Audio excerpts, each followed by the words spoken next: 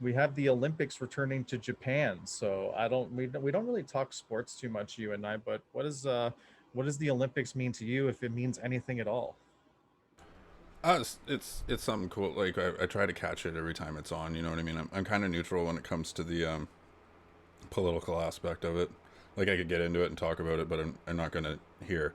But since having kids and stuff, I like catching it and watching it because like two of them are in school, so part of it I go to my youngest that's in school and I go, you're gonna end up talking about this when you get to school. You know what I mean? So you should kind of like check it out or whatever, you know. And it's decent because if you have Amazon Prime, it's on there. I don't know if it's on YouTube. I think it's a little more accessible right now. It's a little weird that the stadium was empty. I don't know if you've seen the opener. I love watching the openers and stuff. I'm trying to think. There was the Beijing. Was there the Beijing Olympics? Correct me if I'm Yeah, wrong. in Okay. 2008, I believe. So one of the fun facts there was one of their openers. They actually had North Korean dance in there as well, kind of like snuck in there kind of deal, which I noticed right away because I watch a lot of the North Korean stuff, which I'll get into another episode. Um, but yeah, like their dances and stuff were mixed. So the opening ceremony, I love watching that if I can catch it. The connection with all the different countries and just how there's a good sportsmanship amongst all of them, 95% of the time.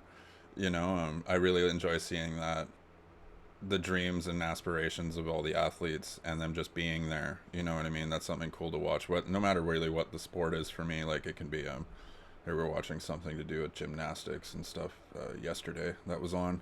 They were showing different clips of everything, but it's like I don't know anything about that stuff. But you end up watching it and just kind of be zoned into it, and then all of a sudden you're like, that person was off by like this much, and then the judge calls it and it's that, and it's like all of a sudden you're like, yeah, and it's like holy shit, I'm like watching, you know, fucking pole vault or something. I never watched this fucking shit, so I like that, and I won't. I love it if Canada wins, right? But I'm kind of watching everywhere because it's just like all over the world. Like, oh, this person's from that country, you know, kind of thing. You know, go look on Google Maps, go see where the fuck this person's from if you want to, and you can learn so much through that aspect. I can't say I watch it hardcore, but I do watch it when I can, and I'll catch myself watching it for a long time if I've got the time. So Yeah, it's on. Obviously, it's taking place right now in Tokyo, so Japan's quite far away, and we've got a 13-hour difference here from competitions and whatnot. So it's kind of hard to get in some of the competitions, and I find it's the Olympics with the huge time difference are the ones that are really difficult for me to get into. I used to be huge into the Olympics. I used to love the Olympics, especially the Winter Olympics. Or with summer, I really like the relay races and stuff like that. But I'm a little more picky with my Summer Olympics activity or events that I enjoy. But I find when it's just so far away and the time difference is just so vast, it's difficult to plan getting into. And I don't know, the older I get, the less interested in the Olympics I've become. Especially one of my favorite things is when the NHLers take place in the Winter Olympics. I don't know if they're going to the Olympics next year, but they didn't go to the previous Winter Games. So we'll see what ends up happening there. But if they do go back, that's when I'll really get into it. I don't know. It's just not something that I'm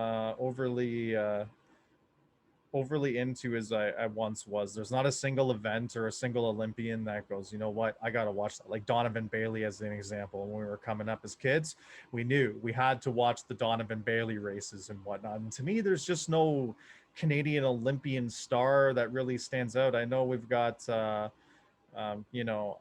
DeGrasse or whatever, and he's okay, but I haven't heard too much buzz or hype on any of his events or whatever. I don't even know if he's even taking part in it.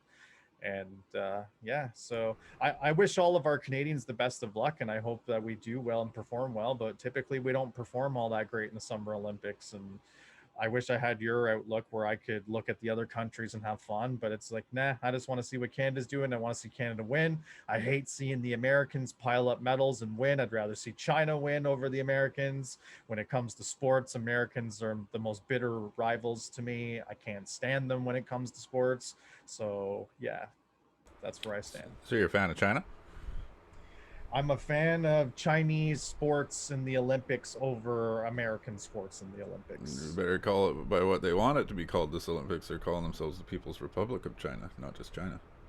You and your fucking China bit. You know, you and my buddy Jimmy need to like I need to get him on this show. He needs to be a guest. You two will have a fucking hoot together because you guys can go on about China and go on about this and that and Trump and all that. And while I'm mostly with you guys on a lot of this stuff, he's deep into it like you. So there'd be a more beneficial conversation between you two. It's not even deep. It's just aware. It's just aware. You know, he'll agree to that. He will say that. He'll say it's an awareness that you both possess that I do not. So